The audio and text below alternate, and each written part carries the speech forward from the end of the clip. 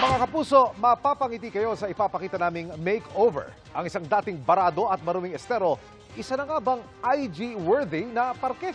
Nakatutok si Marisol Abduraman. Sa sobrang kapal ng basura sa esterong ito noon sa Barangay San Isidro sa Makati City, halos hindi na makita ang ilog. Tambak na nga ng kalat, dikit-dikit pa ang mga barong-barong ng mga informal settler.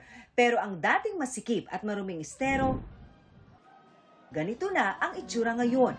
Isang malinis at magandang parke.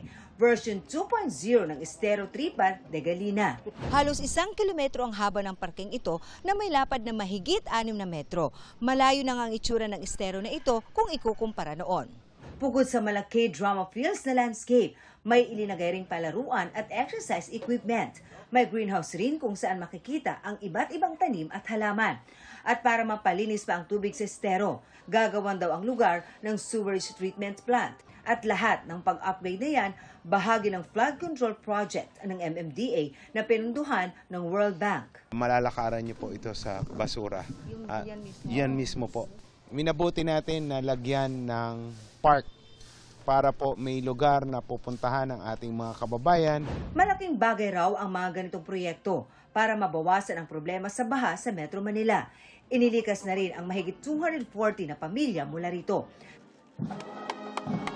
Kanina, porma nang iturn over sa Barangay San Isidro sa Makati ang Linear Park. Ang suporta naman po ay buo at sa katulad ng kahit na anong ipinagkakatiwala, siguradong pangangalagaan.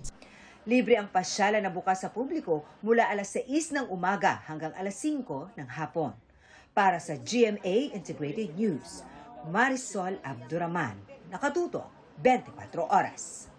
Mga kapuso, samahan nyo kaming tumutok 24 oras. Bisitahin at mag-subscribe sa GMA Integrated News sa YouTube.